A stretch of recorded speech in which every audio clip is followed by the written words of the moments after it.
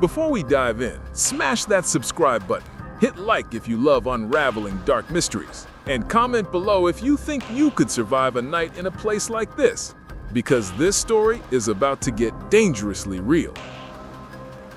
The Louisiana night was thick with humidity, a heavy curtain of heat and fog clinging to the streets like a warning. Somewhere in the heart of Baton Rouge, the Eastside Correctional Facility, an aging structure of crumbling bricks and fluorescent lights, was about to make national headlines. Inside, 3 men were quietly plotting what authorities would later call one of the most audacious jailbreaks in modern memory. Detective Marcus Vale had just finished a late shift when his phone buzzed, a frantic call from the jail warden. "They're gone," the voice cracked. "The wall, it's gone." Vale's mind raced. The Eastside facility wasn't known for high-profile inmates or violent incidents, yet here was a wall, a solid concrete barrier reduced to rubble, a gaping hole that led straight to freedom. Security cameras were useless. A looped feed masked the prisoners' movements, a digital trick orchestrated with precision. The break had been calculated, and the authorities had only minutes, maybe seconds, to respond. Inside the facility, panic had already set in. Guards shouted, keys clattered, alarms blared, and somewhere beyond the perimeter fence, the escapees disappeared into the humid night. Each man was known to law enforcement. One a cunning con artist with a reputation for violent manipulation.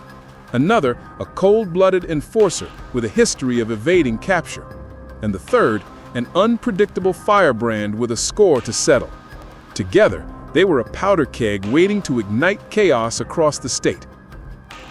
The first clues were strange and disturbing. An abandoned lunch tray, streaked with grease and the faint smell of cigarette smoke. A makeshift rope made from bedsheets tied to the shattered wall. Footprints in the soft dirt outside the facility, disappearing into the shadows of the adjacent woods. Every detail screamed meticulous planning, but something else lingered. A feeling that someone on the inside had helped them. By midnight, the city was on edge. Police cruisers formed a grid around nearby highways. Helicopters cut through the fog overhead, and SWAT teams prepared for what was being called a situation of extreme threat. Local news channels scrambled to broadcast live, and residents were urged to stay indoors. Social media exploded with speculation, photos of the hole in the wall, and frantic warnings about the 3 fugitives. Then came the first shocking discovery. Detective Vale arrived at an abandoned warehouse, tipped off by a citizen who claimed to have seen shadows moving fast near the docks. Inside, the scene was eerily silent, but a single blood-stained notebook lay on a dusty table. It was filled with cryptic diagrams, schedules, and lists, plans for more than just an escape. The final page was a message scrawled in messy handwriting. "We won't stop until they all pay." Vale's stomach dropped. This wasn't just an escape. This was the opening act of something far more dangerous. Someone, somewhere, had set the stage for a storm that would sweep across Louisiana and beyond. And as he stepped into the darkened warehouse, the faint scrape of metal on concrete echoed behind him, too deliberate to be a coincidence. Someone was already inside. The Louisiana dawn broke with a heavy, oppressive haze, and the streets of Baton Rouge were eerily quiet. Everywhere, flashing red and blue lights painted the pavement, reflecting off the wet asphalt as police cruisers fanned out in a desperate, sprawling manhunt. Detective Vale stood on the edge of the highway, binoculars pressed to his eyes, scanning the tree line where the escapees were last seen.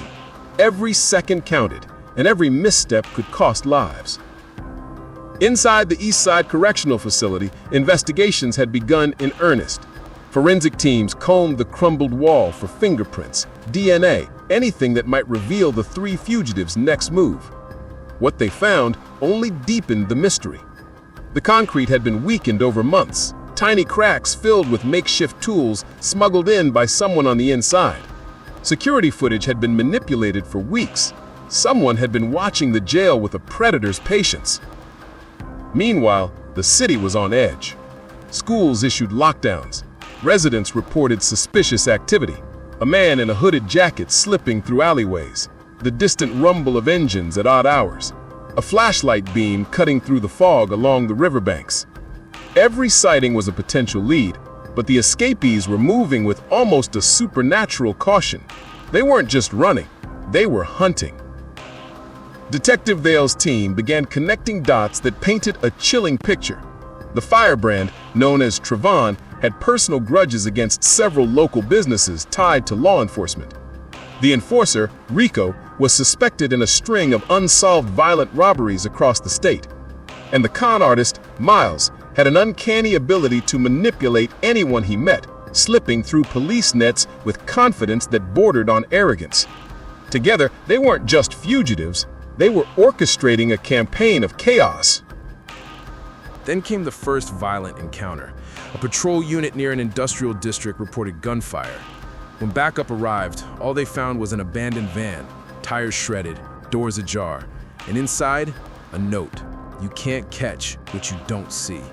Panic spread through the department. It was no longer just a manhunt, it was a psychological game. The fugitives were taunting law enforcement, leading them on a chase through the swamps, back roads, and shuttered warehouses of southern Louisiana. By nightfall, the scale of the operation had grown unprecedented. Helicopters hovered over the Mississippi River, drones scanned the dense cypress swamps, and roadblocks choked every exit from the city. Local and federal agencies coordinated, but the three men seemed always one step ahead. Then, in a shocking twist, an informant came forward, an unlikely source, a former inmate who claimed to know that someone high in the jail administration had helped orchestrate the escape. Detective Vale knew this revelation changed everything. If true, the threat wasn't just outside the walls, it was inside them. Betrayal lurked in every corner. Every clue they followed could be a trap. And as he studied the maps spread across the command center, the phone rang. A distorted voice whispered one word: "Found you." Vale's heart stopped. Someone knew where he was, and in that instant, the line between hunter and hunted blurred completely. Detective Marcus Vale didn't sleep that night. Every shadow in the command center seemed alive, every blinking light a warning. The city was holding its breath. The three fugitives had vanished deeper into the bayous, leaving a trail of fear, taunting notes, and the unmistakable sense that this was far from over. By dawn, law enforcement had received a tip from the informant, a disheveled former inmate who claimed the trio was hiding in an abandoned sugar mill on the outskirts of the city. Vale and a tactical team moved in silently, their boots crunching over wet gravel. The mill loomed ahead, skeletal beams clawing at the gray sky, its windows like empty eyes staring down at them. Inside, the air was thick with dust and the faint smell of rot. The fugitives had left signs of their presence: overturned barrels, hastily scrawled warnings on the walls, and the faint echo of footsteps. Vale's pulse hammered in his ears. Every creak could signal an ambush. He motioned to the team to spread out, flashlights slicing through darkness, revealing narrow hallways and shadowed corners. Then, the first confrontation. Trevon emerged from a side corridor with gun in hand, eyes wild. He fired a warning shot that ricocheted off steel beams. Vale dove behind a rusted crate, heart racing. The firefight was brief, but intense. Smoke, shouted orders, and the deafening crack of gunfire filled the mill.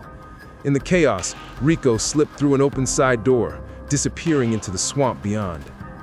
Vale knew the endgame was near.